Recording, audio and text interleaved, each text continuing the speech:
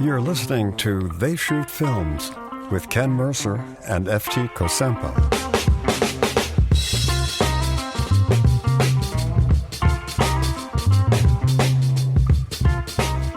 Hey there, everybody, and welcome back to another episode of They Shoot Films. My name is Ken Mercer, and I'm joined here by the great F.T. Kosempa. F.T., how are you? I'm doing well, Ken. How you doing? I regret to inform that once again on this podcast, as an unfortunate theme here, I'm once again nursing an injury as we prepare to go on air. We are on air, and I'm nursing an injury. What happened? Well, you know those big monster book of matches, like those big daddy ones with like 40 matches. I had a pack in my pocket, and I was sitting there waiting to go on air on this podcast, and they just burst into flames. Get out of here! Yeah, like wham! It's like scared the shit out of me. I've got like a 3rd-degree burn on my leg, and it was like this close to my dick. Well, what are you going to do? I was thinking about suing the match company, but you know, what are you going to do? You know, things happen. This happens, that happens, shit just happens. You know, just deal with it. And wait, I get it. This is like in the movie Hard 8, right? Excellent, FT. Well done. Yes, that was John. The character of John is played by John C. Reilly in this episode's film, Hard 8, directed by Paul Thomas Anderson. Yes. It is directed by Paul Thomas Anderson, PTA. Yeah, actually, you may ask, and I hope you will ask, FT, why are we doing this film, Hard 8, by Paul Thomas Anderson, 1996, correct? Was it 1996? Yeah. It is 1996. Not now, but that's right. When the film was made. Yes. So you may ask, why are we doing that film? I might. You may. So I will, and I shall. Right now, watch. Why are we doing this film, Ken? We decided, PT was in the air. I guess 10 days ago, his latest film, One Battle After Another, premiered, a huge premiere, #1 at the box office. First time for Paul Thomas Anderson already. Wow. It's already his biggest grossing picture after only 10 days. In theaters, and it just seemed like PTA was in the air. There was a lot of buzz. People were talking about him. Right. So we decided to do the show. Of course, in this day and age, nothing can stay in the air for long. I feel like it's already been eclipsed by all kinds of other news stories. But we still thought with so much interest in Paul Thomas Anderson with his latest film, there might be some interest in his very first film, which is Hard 8, the first motion picture he wrote and directed. So we decided to do it for this episode. Do you agree with that decision, Yep. FT? Or, oh, absolutely. Or are you feeling like it's a stupid decision, like you say about everything that is put before that you come up with? No, it's not true. That's A, a lie, and B, not true, which is the difference apparently these days. No, it's a great idea. I think it's better than, yes, go to the first for the most recent. Yes. To see where, what's going on there. So where to begin? Typically, we begin with a little bit about the origins of how the film came to be made. Do you think we should do that? Yes, I do. I think that would be important. I think there's a problem with it, though. There is so much backstory for this very short film. I think this film runs 95 minutes, but the backstory would take us 3 hours. So I would recommend folks to go to the excellent book, which we've talked about in previous versions of this podcast, Sharon Waxman's fine book, Rebels on the Backlot, which gets into this film, the Paul Thomas Anderson. Basically, it's a look at all the 90s directors, Tarantino, Paul Thomas Anderson, David O. Russell, Soderbergh, and Fincher. Fantastic book. Right. But I think we should why don't we jump into the origin story kind of 3/4 of the way through, shall we? Sure.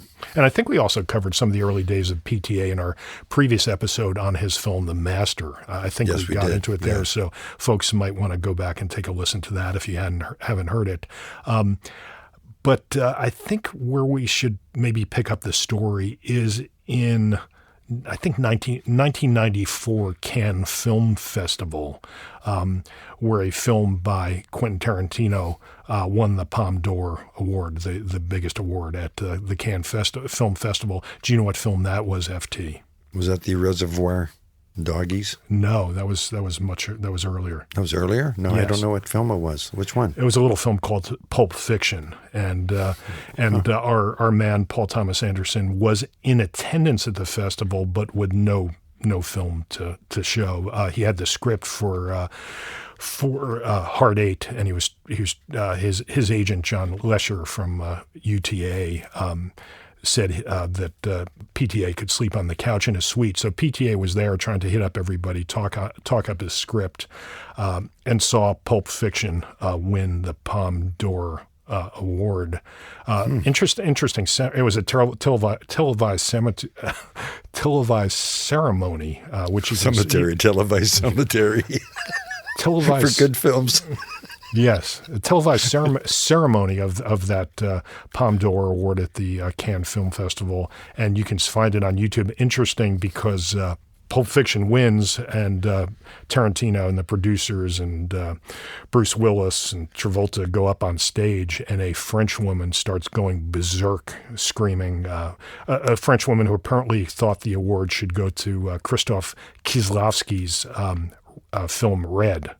Oh, boy. And so she went nuts that Pulp Fiction had won, and she was calling out this film is shit, blah, blah, blah. Nice. And what does Tarantino do? He gives her the finger. It's kind of a classic Tarantino moment. Yeah. And I'm sure, and I don't want to get into it here because we'll lose our audience, but I bet you would say, yeah, Kieslowski's Red should have won instead of Pulp Fiction. But let's not go there, FT. I've said it on your behalf. You don't have to. Blue, definitely. Okay, I said let's not go there. Yeah. I've given your fellow even white your fellow Polish citizen. No, he was he's a citizen. I'm a immigrant. And as Bob Dylan pities the poor immigrants, as we all know. Yes. I think of you more as a vagrant, but we'll let that lay. So Pulp Fiction wins the Palme d'Or, total upset. And then Harvey Weinstein at Miramax, the independent company that financed Pulp Fiction, says, boy, maybe this film, Pulp Fiction, could be a big thing. And he pours all this money into promotion, and Pulp Fiction debuts and is number one at the box office and a huge success. It makes back like 20 times its production budget within a month or two. And again, we've talked about this with the movie business before. You make $100 million picture and it makes $120 million. That ain't so great. But if you lay out, I think $5 million for Pulp Fiction, and you make $200 million, it gets people's attention. Yeah, sure does. And so what happened then, and this film, Hard Eight, which we're discussing, and we're going to get into luck and chance and all these gambling things, but talent is important in life, but luck is maybe equally or more important. So a young Paul Thomas Anderson who's got this script for Hard Eight that he's trying to sell is now in this environment where every studio, every producer wants to find the next Quentin Tarantino. Right.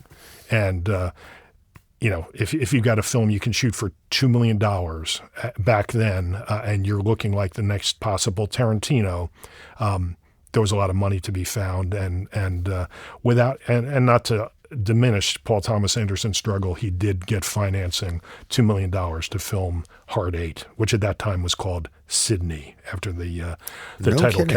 After the title character. Yes. And I guess the only other thing that we should talk about here in the origin story is how Paul Thomas Anderson kind of arrived, I want to say fully formed at that time. And I think actually has mellowed quite a lot since then. But again, a nobody. He had never gone to film school. He had never directed a commercial. He was a PA. He had this script. People wanted to buy the script, and he said, no fucking way. I'm not, unless I get to direct it, I'm not selling the script. And finally somebody said, okay, and it was a cable television outfit called Reicher Entertainment that said, okay, here's $2 million. You can direct your script. At which point, Paul Thomas Anderson locks the producers, bars them from the set. And apparently any comment, any note from the production company he deemed interference, shoots the film and then proceeds to turn, it's like a 95-page script, and he turns in a 2.5-hour cut. Wow. And when the production company says, wait, okay, well, wait, this is too, and he says, Paul Thomas Anderson says, I'm not touching a frame. And again, what's interesting here, so he proceeds to get the film taken away from him by Reicher, who cuts it. And sorry, I should have said that PTA had originally done it as a short film called Cigarettes and Coffee. And Philip Baker Hall was in that short. It did very well at Sundance. He got into the Sundance Filmmakers Lab. So when this film gets done, I think Reicher obviously sent it to Sundance. Paul Thomas Anderson sends in his cut. Oh my God, nice. And calls up Michelle Satter, the head of Sundance, and says, well, this ain't. Don't look at the other one. Don't only look at mine. Yeah, right. and she says, well, yeah, of course, we would show the director's cut. So he gets it shown at Sundance. It gets some buzz. The 2-hour cut. The 2.5 hour, or did he cut it somewhat? I believe so, or it was reduced somewhat, trimmed or whatever. It was not the Reicher's cut. Right. So they give him another chance, and he says, I won't work with this. And so I forget what the deal was. He had another chance at it, but gets the picture taken away from him. Sorry to laugh. Gets the picture taken away from him a second time. And sorry, the other place, if you don't like to read books, Mark Maron's interview with Paul Thomas Anderson goes into this quite a bit. Yes, that's a good one. Right. And Paul Thomas Anderson starts like camping out, parking in front of the head of Reicher's house and stalking them. All this stuff goes on. And then finally they submit it to Cannes. And again, Paul Thomas Anderson goes nuts and has Michelle Satter from Sundance call up the head of Cannes. I think his name is Gil Martin. Yeah, and tell him, hey, this is not the director's cut. And of course, Cannes said, well, we would only show the director's. And so Reicher has to then gets the Paul Thomas Anderson cut, and this goes on. And then finally they say they're not going to release it. Or they're not going to make the changes Paul Thomas Anderson wants to make. But you know what, buddy? If you want to make your changes and do your post, because he wanted the music changed and all this other stuff. He wanted different music, the music from Michael Penn and John Brion, who did this. He wanted his soundtrack. He wanted his music. And they said, if you want that stuff and you want your cut, I'll tell you what, we've already put up enough money in post-production. If you want to pay the post-production cost to redo it your way, have at it, which they figured would stop. Huh. He didn't have no money. He didn't have two nickels to rub together. But what they didn't know is he had just sold Boogie Nights. The script, Boogie Nights.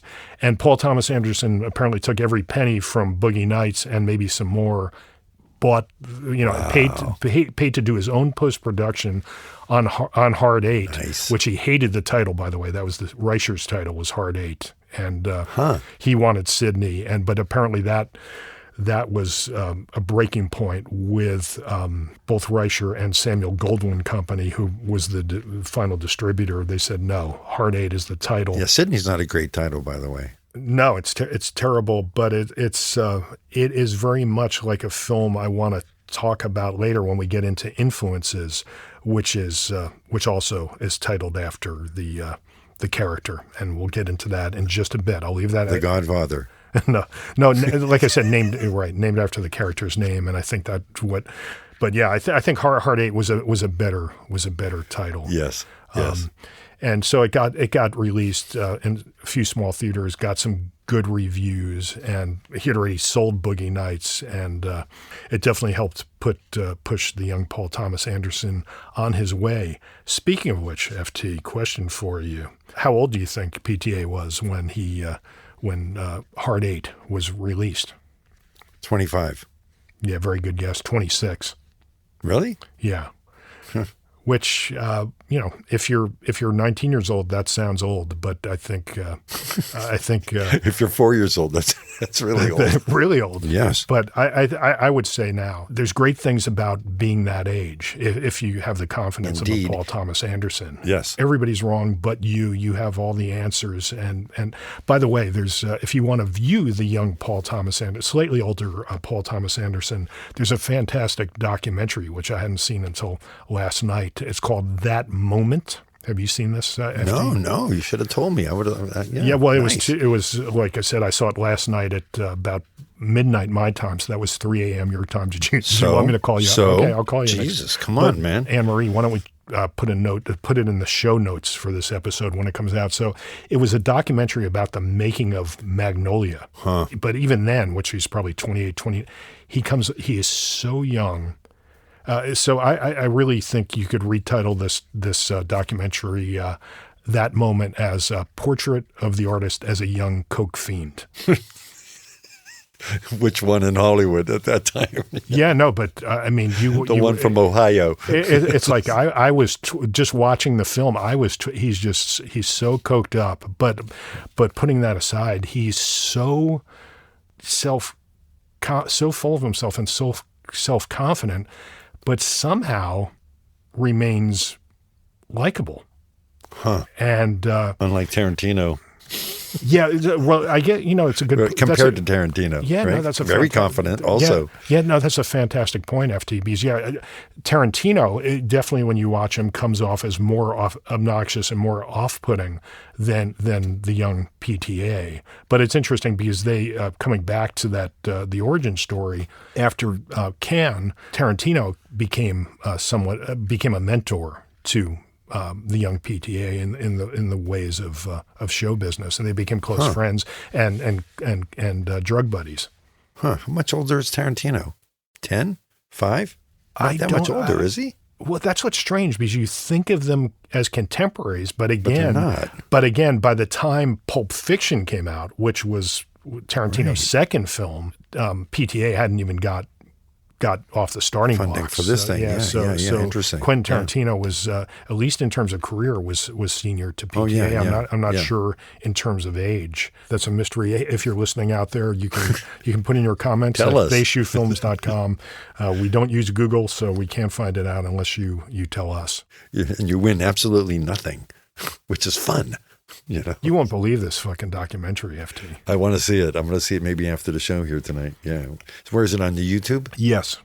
All right. But strangely, I'm surprised it didn't get taken down, but strangely buried because it's got very little. I had never I was doing all this research for this film, a lot of stuff on YouTube, and it never came up as, YouTube also suggests this over, on the right-hand column, never came up. And then I heard about it, searched for it, and has very few views. So what's the name of it? It's called That Moment.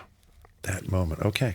Well, but I'm glad we came back to this because what I was going to say is, again, he's coked up. He's so young, yet when you see him like blocking scenes or describing scenes, like they show him prepping for or talking about the game show sequence in Magnolia.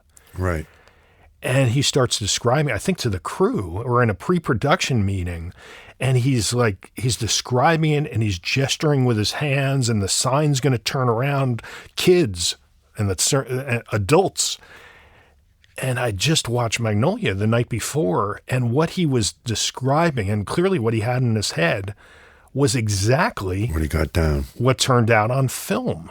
What he got down. Yeah, which is no easy.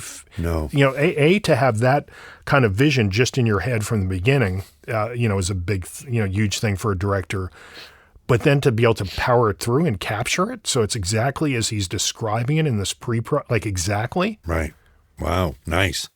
I can't wait. It's pretty fascinating. So he really showed up, I think, fully formed. But we talked about FT. This was his first film, and I thought it might be interesting to talk about the general topic about directors' first films. Are you game for that? I sure am, buddy. Actually, I know you like quizzes. Let me give you a little quiz because I'm gonna throw some. what I consider to be, I think are generally considered to be great directors. I'm going to give you their names, and let's see if they did, if their first films were great or even good. So I'm going to name the director. You name their first film. Okay? Oh, Jesus. Okay. Okay. You calm down. I wish there was a movie called I Don't Know. No, I think you're going to know. What? By Roman Polanski. What? Know. Okay. Martin Scorsese. What was his first film? I don't know. I really don't know. Okay. But sorry, Frank, relax, yes. because this is what proves the point. That if you knew my point is, first films are tough, and these great directors, their first films were not great. So that's the point. So just relax. No, I am relaxing. There's no loser here. Wait, are we on air here still? Yeah, we're on air, but I'm the winner.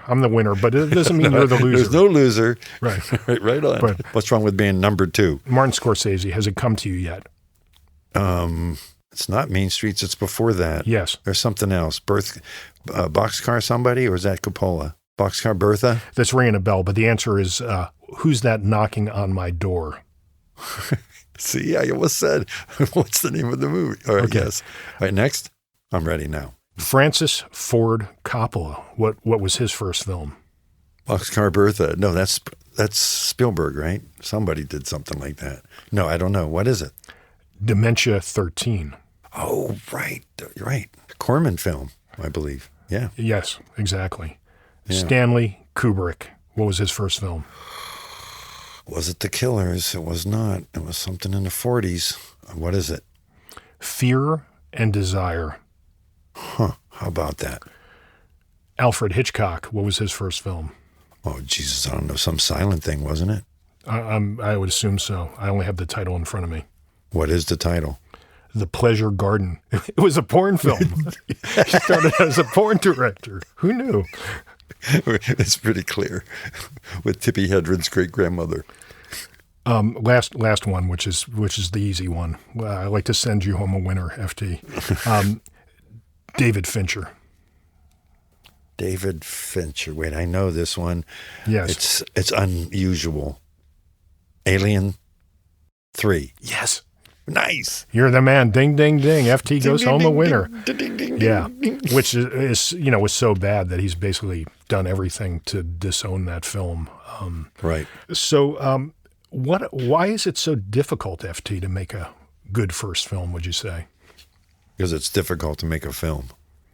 Okay, but why is a first film so hard? Well, I don't know. Why do you think? Resources, experience, what do you have in mind here, Ken? Well, the leg up for somebody like Paul Thomas Anderson is he's a writer. So he wrote the script and said, I've got to direct it.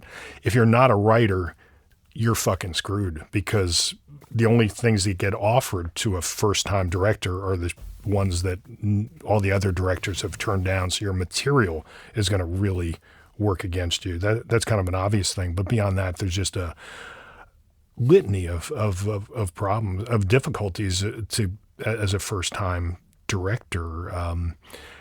If we're talking about working within the system in some way, studio production, to be able to work with the crew and get the crew on your. Well, first of all, it's just intimidating.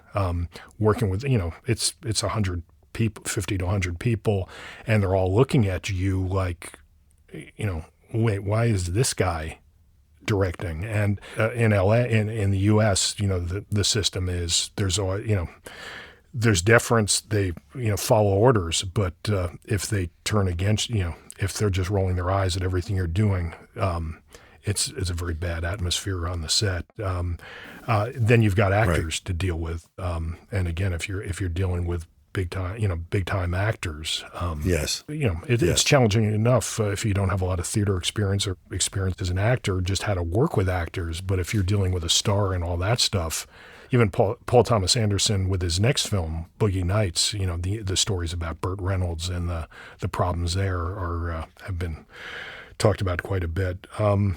And then just dealing with the nervousness, the anxiety, where you really need to be more relaxed. And, the tough thing is, planning your day, but then when you're in a shot, do you have it and do you move on or do you do another take, knowing when you've got it or not? Yeah, I mean, this is basically, it's difficult to make a film. And if you've never made one, it's doubly difficult because you never made a film and you don't know what, Even if you have a small crew, even if you're like a Cassavetes type, it's shadows, it's still difficult. Location scouting, permits, all that shit if you're independent. You know what I mean? 3 process, right? Writing, shooting, and editing. So there's 3 difficulties right there. Not like making a podcast. Yep. Our first episode, if you haven't yet heard it, folks, it was Mulholland Drive, the David Lynch film. And if you haven't heard it, it's good to see we're at our first podcast. Famous now. Yes. So I wanted to talk about what influences do you see on this film, FT? Nothing really came to mind. Well, that would be too generous of you, really, because then you'd be saying this film is wholly original, which there's no way you're saying that. No, I'm not saying that. No, I can't see a specific iconography. Well, can you name a genre at least? Well, the gambling films, Mammoth, House of, Bingo, right. Was that before? Well, so pause right there. So I would say there's a huge Mammoth influence on the writing, the dialogue, and the way the actors perform. I feel a huge shadow of David Mamet, and as you just brought up, people compare this to House of Games, the Mamet film, and definitely again there's this Mamet influence. Yes, so that was a good one, FT. Thank you. Well, the procedural business and the about the card, the original, in there. Yeah, that when I was watching it the first time, I'm going, Jesus, this is Mamet. About what's it called? The whatchamacallit card, the whole scam about how to ring up money without spending $20. The rate card in the casino, right? Yeah, rate card, right, right. Great sequence, by the way, for everybody to watch that. Yeah, Mamety for sure. Yeah. But you said the acting too, huh? Yeah, I don't see that. Well, I think Philip Baker Hall has his own style, and I've seen Philip Baker Hall a lot as a character actor, where he's much more animated. The low key, flat Mamet. Just say the. I definitely feel Mamet influence on Philip Baker Hall's acting. I have the money to give you right now, in this moment. I will give you all that I have. Maybe before you were going to kill me, maybe. I don't know. I know John, and I love him like he was my own child. But I can tell you this, I don't want to die. I killed his father. I can tell you what it was. This is not an excuse. I'm not begging for clemency. All that matters, I do not wish to sacrifice my life for John's well-being. But I will sacrifice this money for mine. Because you have asked me. Because after this, I will have done all I can for John and for myself. I'm going to ask you with all the heart and sincerity that I have. Please do not put a bullet in me. And please don't tell John what I've done. But not so much Gwyneth Paltrow and John C. Yeah, no, I would say even John C. Reilly, yes. I definitely feel Mamet influence on the way yes, I would say John C. Reilly too. But let's keep moving. What other influences, buddy? Yeah. That's about it for me. What are you seeing? Well, obviously, as always with Paul Thomas Anderson, Robert Altman. Oh, right. So, Altman. Right. Yeah. And of course, that's where PTA knew Philip Baker Hall from The Secret Honor, the Altman film that starred Philip Baker Hall. Probably his only leading role before Hard Eight was Altman's Secret Honor. Right. But also, Altman had done a gambling film, FT, that was set in Reno, where this film is set. What is it? Which one is that? It's called California Split, with Elliot Gould and George Segal. California Split, right. And as always, with especially the young P.T. Anderson, but with all young directors, Martin Scorsese looms large here. And I forget, is this before or after Casino? I hadn't thought about this till this podcast. 95. Oh, really? So, before. So Casino was before Hard Eight, so I hadn't even thought of that with Scorsese. But clearly the sequences inside the casino in Hard Eight were kind of PTA's poor man's version of the moving shots in Casino. And as you said, the rate card thing, kind of the behind-the-scenes look at casinos. So there's that influence. But overall, P.T. Anderson has not been shy about talking about being influenced by Scorsese. But there was a small scene in Hard Eight that I was just like screamed Goodfellas at me, and maybe I'm crazy, but there's a very strange shot in Hard Eight after the first meeting, sit-down between Philip Baker Hall and John C. Reilly in the diner, Jack's Diner. Yeah, Jack's coffee shop. Yeah. Yeah, after they get up to leave, the camera stays behind on the table in this coffee shop with the two coffee cups sitting there and looking out the window behind them, and then does this push in on the empty table. And for some reason, it really reminded me of the famous shot in Goodfellas where Scorsese pushes in on De Niro and Ray Liotta sitting at the table in the diner with the window behind them, and pushes in and zooms out, I think is what he's doing at the same time. This trick shot. Trick shot. And of course, P.T.A. Anderson doesn't do that trick shot, but for some reason, the push in on the table reminded me of Goodfellas, and you can call me crazy. Crazy Guggenheim, already a character. It's interesting that you bring this up because, that whole first scene's oddball, in the diner. What struck me too, I also go like, what the hell's going on here? They leave the table and he pushes in slowly and you end up on the two brown mugs. And I'm like, okay, well, this is a first film. He has to have some sort of transition, and it's only later on where Sidney is mentoring a Clementine in the casino coffee shop, where they're both sitting there in the same two-shot as Sidney and John were, but in the other coffee shop with brown coffee cups. And I go like, that has to be it. He is going to use this as like, it's a badge, as it were, an icon, that's the only thing I could come up to explain that he was going to like echo that, beginning as like, here's the mentoring, yeah. Here's the big elephant in the room, FT, and it's strange because it was something I thought about and is not really out there. And I had to go back before this podcast and do a Google search to say, boy, I love your dialogue. Boy. And it is out there, but it's not out there the way it should be. The influence on this film, can you name it? I mean, the obvious influence, like the same plot, the same characters. It's not obvious because I would know it. What is Gypsy Goes to Hollywood, 1937. No. Bob Le Flambeur, the Jean-Pierre Melville film. Oh. No, you can't say, do you want me to, okay, you're saying oomph, and then I'll run down all the parallels. Wait, the gambling? Okay. Yeah, I haven't seen that in a long time, so I can't speak. Okay, speak. All right. So let me refresh your memory and perhaps the audience. Bob the Gambler for the people out there. Yes. Let me just run down some of the similarities and see if I can turn you around, FT, and you can either call me an idiot or crazy or a genius. Okay. Easy with a name calling, but no labels. No labels. Take it easy. Here we go. Ready? You're a good man. Take a breath here. Okay. Bob Le Flambeur. Bob Le Flambeur, Bob the Gambler to us Americans, is about an older single man who is a full-time gambler, but was previously a criminal. Does it remind you of anybody in this film, FD? No. He has a young surrogate son that he takes under his wing. That's right. And there's even a scene, because I was watching, and now you're going to say, why didn't I call you? But it was, again, very late.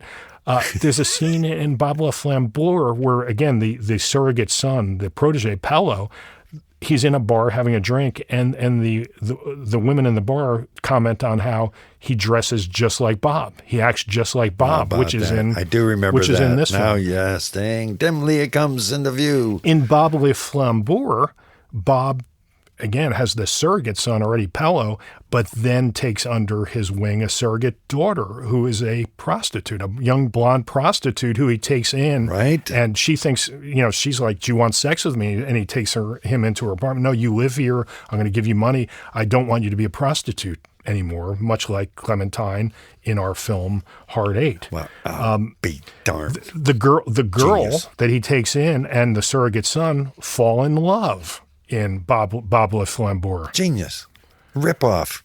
And then, but then it goes down to minor. It was blowing my mind watching it last night, because you watch Bob Le Flambeur in the casino lounge, in the exact same place that PTA puts it in the set of, or not in the set, on the location. There's a vibraphone player in the casino lounge in the same position. He has a vibraphone layer in Hard Eight. I mean, it's like crazy. And then, you know, it even extends to, if you look at the poster, the movie poster for Bob Le Flambeur, and you look at the movie poster for Hard Eight, the designs are, you know, which PTA had been the one insisting on this, incredibly similar.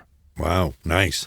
And then the last thing, which is, here's where you can call me crazy, because again, I was going like one after another here. I'm not calling you crazy. This is totally there, man. So Jesus. Hard Eight, how does it start? Before, you know, as the titles end, we're still on still on the titles before we open on Jack's coffee shop. What's the sound we hear? What's the soundtrack there, FT, on Hard Eight?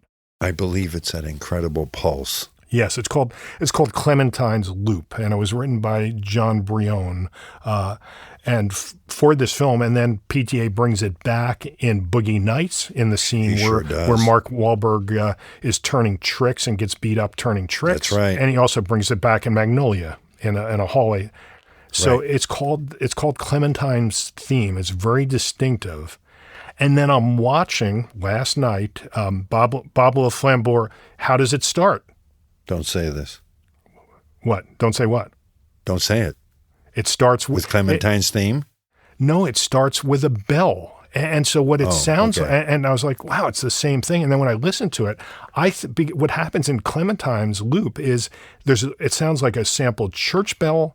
And then there's this synth. I forget. There's an instrument. Well, it's like a bass. It's like a bass. Yes, and drone. it goes bell, boom, ching, bell, boom, ding. Right.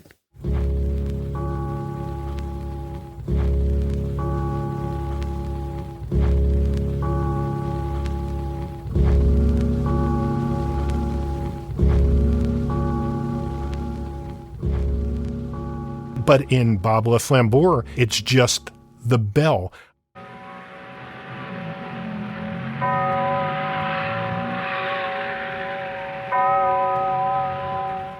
Interesting. You know, the alternative English translation of Bob Le Flambeur, besides Bob the Flambe, which when I first saw it, I go, where did they get a fire this guy?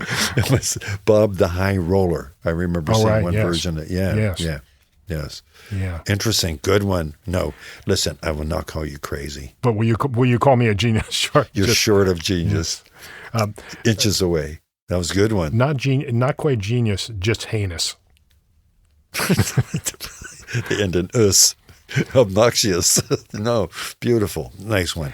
Why don't we quickly move? I mean, there's so much to talk about in this film, but I think since, again, the idea for this episode was people, you know, maybe discovering PTA for the first time, maybe really getting into them. Yeah. The first film.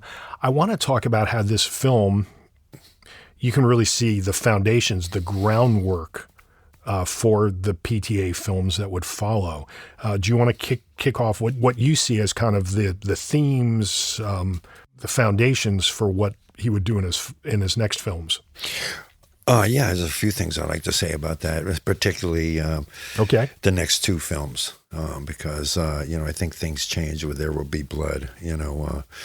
But it's interesting. I would say that the two characters in Hard Eight, you know, Clementine and John, are ready to fall right into, you know, the hands of Boogie Nights, of the Burt Reynolds character, you know. Yeah, that's great. And so again, it should be noticed. Yes, I think they could be in Boogie Nights, but John C. Reilly was in fact in Boogie Nights and Magnolia. But so keep going. Yeah, well, you know, and particularly I could see Clementine being, you know, Roller Girl, you know, in Boogie Nights. Let me ask you a question. I know we've gotten notes and comments. And by the way, if you're a listener and you have comments, send them in at theyshootfilms.com. There's a place for you. There's even a microphone if you just want to send us a voicemail. But question, what I was saying is people have written in and say they hate when I say, well, would it have been better if so-and-so was cast in this film?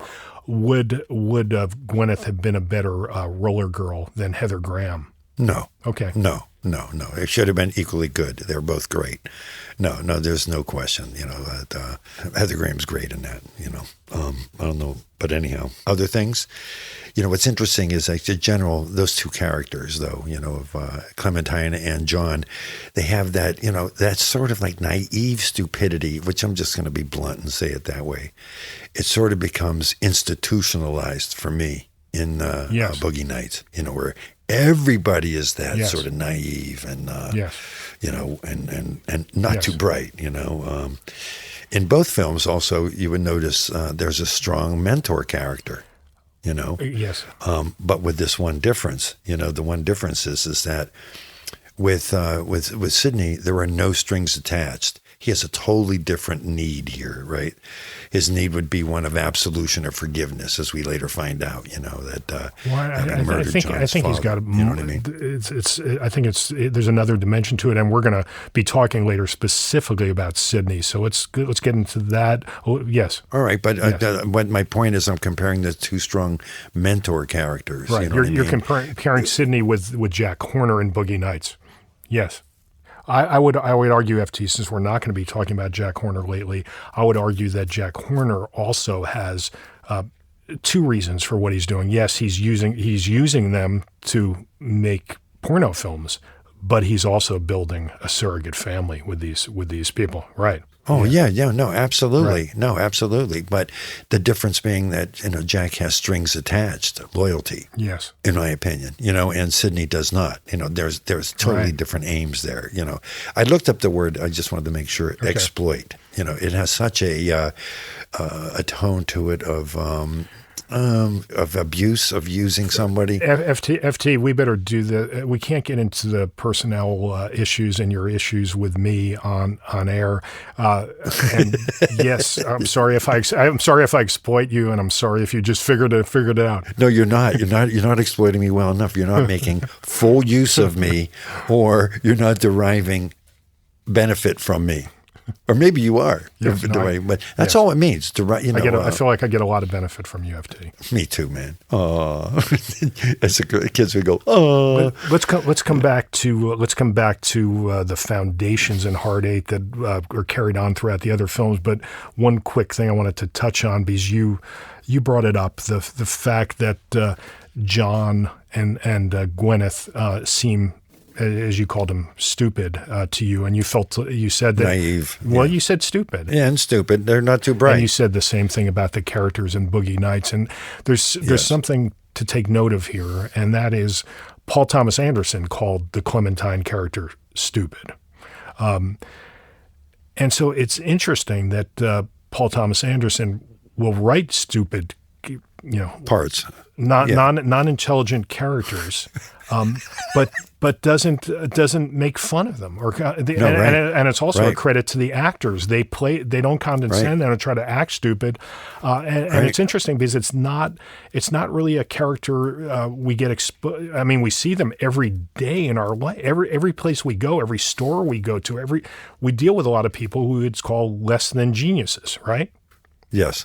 But we don't really see them much in films. No, you're right. There's stupid people that are comic, and we laugh at them. And there's geniuses, and basically everybody else is just really fucking good. Always has the line and talks perfectly, and so it's interesting to get. Yeah, it is. But I'm glad you brought this up. But it's also interesting that he only called her that character, Clementine, because what I noted was John is constantly saying, like, I fucked up, everything, but I'm not stupid. He keeps saying, I'm not stupid. No, sorry, FT. I was just pointing out that I saw PTA specifically call Clementine stupid. I'm sure that's not to say he didn't think the same thing about John. Well, it's clear. Obviously. Right. Yeah. Yes. But my point is that John, the difference there is that John keeps saying, I'm not totally stupid, He will say that several times in the script, which is like. Well, and that's what Dirk Diggler says from the beginning of Boogie Nights on. Yes. Yep,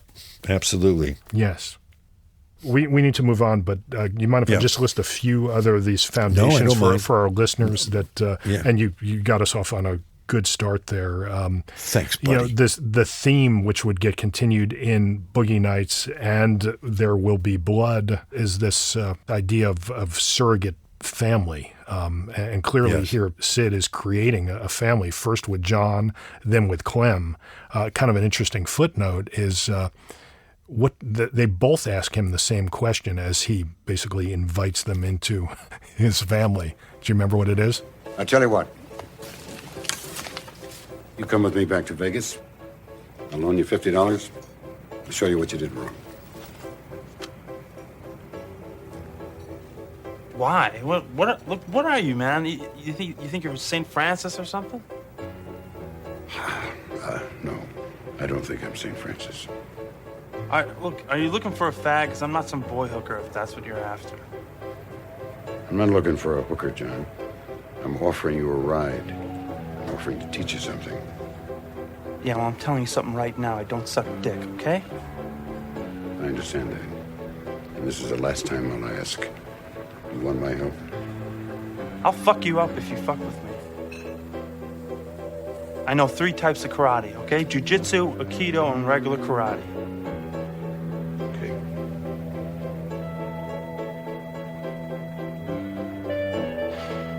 All right. A, you give me a ride. 2, you give me $50. And C, I sit in the back. And believe me, if you pull anything, I will fuck you up. I believe you. Right. They both ask the same question. Do you want to have sex with me? Right. So again, this theme of surrogate family, again, Jack Horner, Burt Reynolds is putting together this surrogate family, and really the protagonist in Boogie Nights is Mark Wahlberg's character, who, we see his very unhappy family, and he goes out and finds this surrogate family. But also in There Will Be Blood, Daniel with H.W., who's his true family, who he then sends away and builds this. First, it tries to. Well, I guess he thinks it's his real family. Remember his brother, who turns out not to be his brother, and then of course Eli Sunday is kind of the next surrogate family there. Yes. But right on that same idea, which starts out here and then goes into Magnolia and the other films, is fathers and sons, which we know from Paul Thomas Anderson's interviews. The relationship with a very strong relationship with his father, Ernie Anderson, but Ernie Anderson was kind of this larger than life film showbiz personality. And so that just permeates the film. So obviously Sidney and John in this film, right? Yes. Jack Horner and Dirk Diggler in Boogie Nights. Earl Partridge and Frank T.J. Mackey, as played by Tom Cruise in Magnolia. Magnolia has these paired father-son, father-daughter. But he's also in the game show kid. Yeah, it also is Philip Baker Hall. Right, with the daughter. Jimmy Gator and his daughter Claudia. Right. In The Master. Yeah, with Joaquin. We got Lancaster Dodd and Freddie Quell. Yeah. Yep. What are your thoughts on the character of Sidney as played by Philip Baker Hall, FT? I think I pretty much, said what I have to say. I would have more stuff to say about the script, and the idea that he ended up shooting somebody, shooting John's, father in the face, and the fact that that's, not drop. But, I think I had mentioned that he's a mentor. His goal is absolution. I mean, he provides for he takes care of the son he never had. Well, he did have a son and a daughter, by the way he does, right? Yes. But he takes care of him financially by giving him a skill, questionable as it is, but he also provides for his well-being by finding love. Yes. So it's like, but you correctly pointed out, it's also him having a family that he never had because he's estranged from his. Yes. What are your thoughts? Well, too many thoughts for for this podcast. For my brain. Yeah, I mean, I think he's an interesting character, and again, for a 25, 26-year-old kid to write this character, I think is pretty pretty extraordinary. So let me just try to... A good Samaritan, in a way, right? I mean, let me just try to hit some of the thoughts about Sidney. Yeah. I think what the theme of the film is, which Sidney embodies, is the role of chance and luck and the lack of control in our lives, which is then embodied of this character who both acknowledges that, but then tries to control every aspect of his life that he can control, including building, creating, picking people out as a surrogate family, but also every time we see him, he's dressed in a suit, including the time we see him sleeping. He's sleeping in bed when he gets the call from John in his suit. Yeah. Everything's so controlled. The rule, there's rules. How you talk about women. There's got to be courtesy. Yes. The way he tips everybody. Right.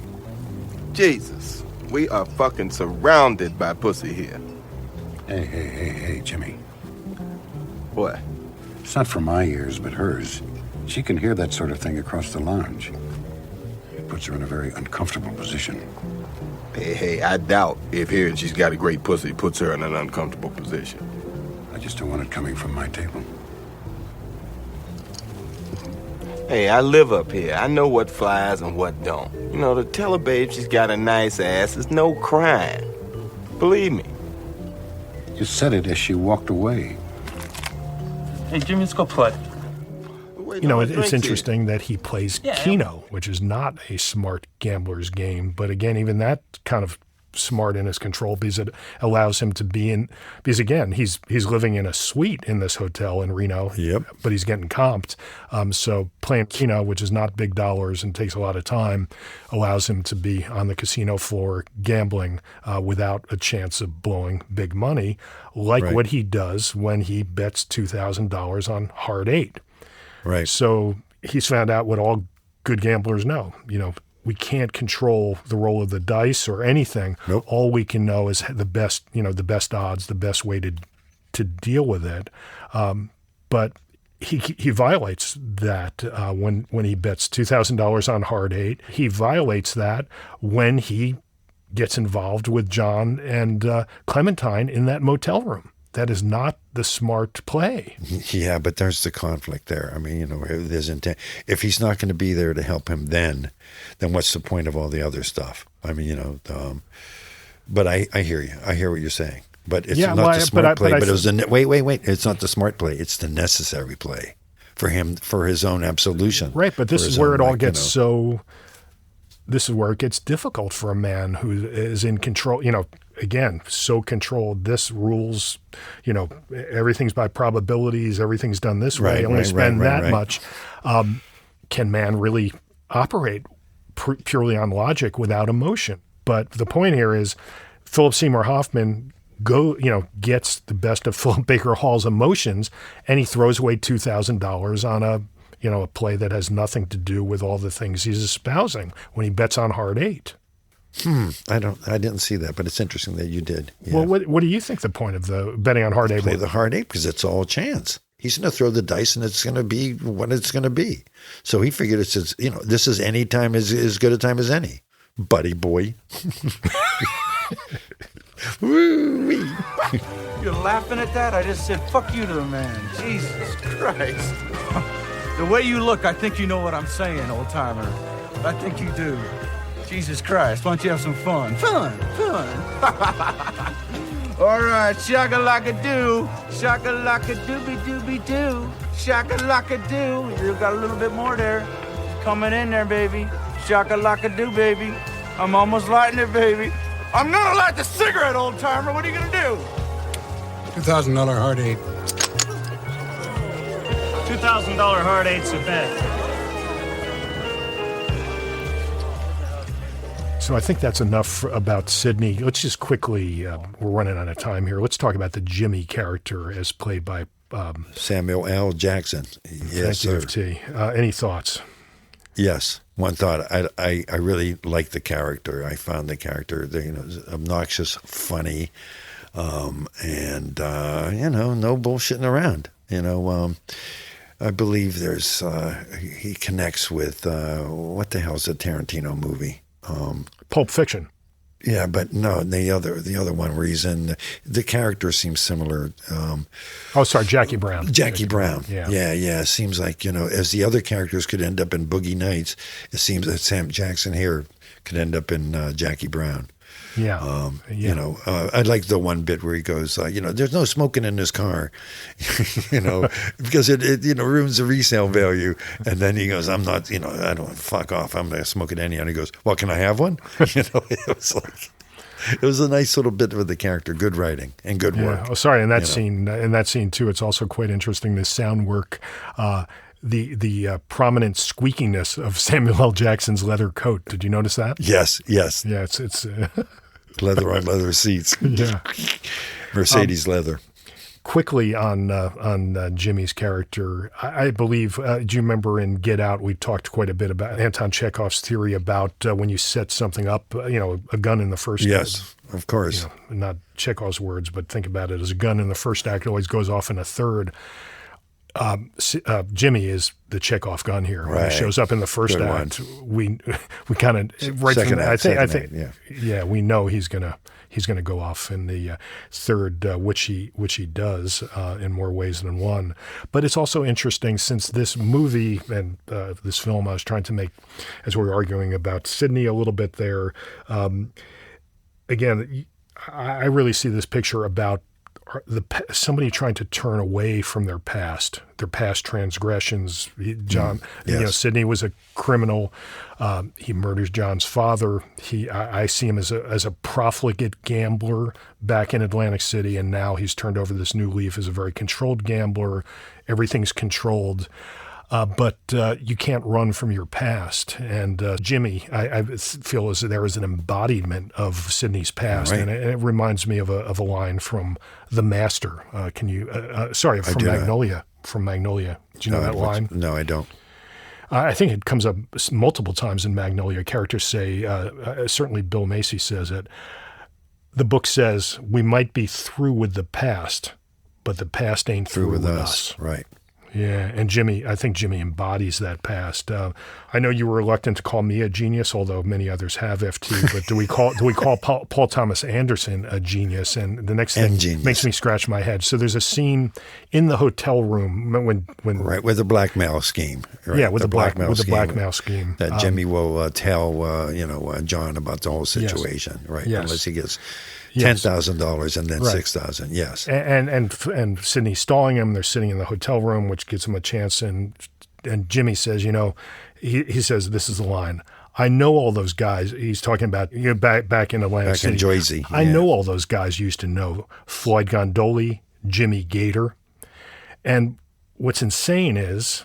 Again, did Paul Thomas Anderson have his whole career planned out? Because in his next film, Boogie Nights, who does Philip Baker Hall play? Oh, my God. Who does he play? Floyd Gondoli. Gondoli. Okay. Holy and in his shit. next film, Magnolia, who does Philip Baker Hall play? No way.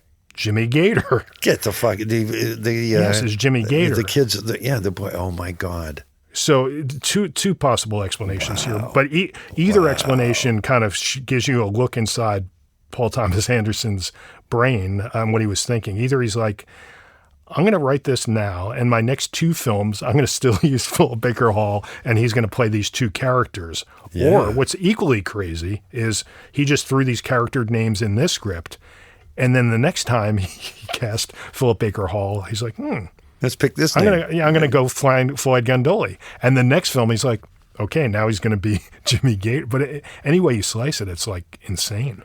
Right. Wow. Nice. Yes. How about that? One of the interesting things about this film that I'd like to discuss, FT, is and I know we've argued in the past, and let's try not to argue here about the use of POV in films. And and just so we're clear, I'm not talking about a point of view shot. I'm talking about when you write a scene or you direct a scene, thinking about whose point of view is this scene coming from. And this film, I think, is interesting because it's so strictly from Sidney's point of view. I was thinking that everything we see in this film is is only what Sidney can see. But then I was thinking that there was a scene in a hotel room in the hotel suite where it was Clementine and John, and Sidney wasn't there. But what's the story there? And Sidney does show up. Okay. He does, he shows Yes. up. He takes room service and opens up the door. Right. That's when we get revealed that, John showed up in the middle of the night. Yeah. So very strict point of view, we only are privy to what Sidney sees, and it becomes both interesting and problematic in a scene I'd like to talk about, which is the scene after, we see Sidney asleep in his suit on the bed, and he gets a late night call from John, who it turns out is asking for help. And we see Sidney go to this motel, and we do this long tracking shot up the stairs, down the hallway, up to the door. He knocks on the door, and the point of view is so strict that then we don't see what's on the other. So we just hear, he just says, "Open up." John? Sid, Yeah, open up. everything cool? Yeah, everything's cool. Are you all right? I'm fine. You gonna open the door? I said on the phone, it's kind of screwed up. Yeah, so? Open the door. Let's see what's going on. You promise you'll help me? Is everything cool? John, open the goddamn door, will you? What's going on, John? It would be so normal if we weren't trying to keep this strict point of view and it would have been better for the viewer to see, what had gone on, that there's a, beat up guy in the hotel room, or even see John beat up the guy, or see that, it would have been a dramatic scene with the John not paying Clem, but we don't get to see any of that because all we get to see is what Philip Baker Hall, Sidney can see. And in this case, he can't see anything except for this closed door. No, right. The big delay. Yeah, it's amazing, Yeah. And also a little bit weird that, and unfortunate, it seems like when Philip Baker Hall is standing at the door, the shot is out of focus. A bit. Unless the idea is just to be focused on his ear, which it is. Which it is. So just really strange. And I think even when the door does open, well, that's what I wanted to say. Go ahead. It's interesting because you found that part interesting, which I did too. I mean, holding on the door. What is super interesting is then what happens once he gets inside. Because, there's another delay. So there's a delay in opening the door from the outside exterior. We move inside. The lights are off first, 7 seconds, right? Then the lights go on. Now, you have, John talking to Sidney. Sidney's looking off screen right. Now, usually, like as you said before, you would be, cut to what the person's looking at, what some people call extension of the frame. right. P.T. Anderson, for 1 minute and 20 seconds, holds on Sidney looking off screen as John says, stuff like, "No, he's not dead. He's just knocked out. You're really going to help me. You promise," all that pleading. Right. 1 minute and 20 seconds, Ken. He holds on this, as a question, a trigger before he finally releases. And we see indeed it is a man laying on the bed. Right. Bloodied, upside down. I mean, on his belly. But that's just so unconventional. That movie theory or practice has always been like, a couple seconds, he looks off, boom, shot of the guy, then back to them. You do a separation or something. Yes. Not here, which I think was brilliant. And here's where I'll go off the reservation. You can shout me down. So again, I think it's just an extension of this, decision to. This movie is really we only get to see what Sidney gets to see in this scene. We only get to see what Sidney gets to see, including just a door shut in his face. Then when the door opens, he doesn't get to see anything, and we don't get to see anything as the audience because the lights are out. And then here's where I go off the reservation a little bit. I think then what happens, Frank, is the reason we don't immediately cut to see what Sidney is seeing is because Sidney can't believe he's processing the scene. Of course, yeah. And we don't get to see the scene clearly through the clear lens of a camera until he's clear about what he's seeing, which is a room with a guy, handcuffed to a bed, a bloody guy handcuffed to a bed, and Clementine crouched down, Right. Flying. Yeah. Well, I don't think you're off. I don't think you've ever been on a reservation, but I don't think that's incompatible with what I said. You can look at it that way for sure. Yeah, it was interesting though, isn't it? Yeah. No, and is there another film that you can think of that the director was like, I'm going to really restrict the point of view to one character, even though it's going to get a little crazy here? No, I can't think of it because I don't agree. Remember, we're not going to argue about it. I just to have somebody being the center of attention doesn't mean it's from always their point of view. Because, well, I will then bring something up and the film, and then you should go away and then come back and see if you want to disagree on the next episode. We can pick it up. So in Alfred Hitchcock's film Rear Window, the Jimmy Stewart character is incapacitated, stuck in a wheelchair, cannot leave his apartment. Yes. The only things we see in that film are what Jimmy Stewart can see. It's all from his point of view. And again, much like this film, it gets kind of redunculous when Grace Kelly goes to sneak into Raymond Burr. They think Raymond Burr is a murderer, and Grace Kelly goes to sneak into his apartment. Yes. And the only things we get to see is what she's sneaking into the apartment, which is completely. We get to see what he sees only, which is from across the courtyard in long shot. Yes. So and again. But what's interesting there in Hitchcock's case, he has the different windows and it's framing within the frame. So it's through the window, and it's almost like it's being cut. You know what I mean? Because then they exit one window, enter the, it's. I love that business there. Particularly that sequence you're talking about. Yeah, it's one of Hitchcock's best. But again, the similarity there of this limited point of view, only seeing what the character sees, in that sequence with Grace Kelly. I take a similar situation here with our character not being able to see through this motel room door. And I would just go on record one thing. But you could say it's from their point of view, fine. Don't say POV, because that has a meaning already in cinema, right? Yes. That means a shot strictly where you don't see the character in the shot. Yes. Please don't, avoid. Are you trying to say, please don't eat the daisies? Please avoid using the term POV. Yes, I'm not talking about POV like a POV shot. I'm talking about a character's point of view when writing a novel or a screenplay or directing a scene or directing because otherwise you'd have to have eyes in the back of his head with a mirror to see himself walking towards the motel room. No, take a minute to digest that. Yes. We need to move on. But there's so much to talk about on this film.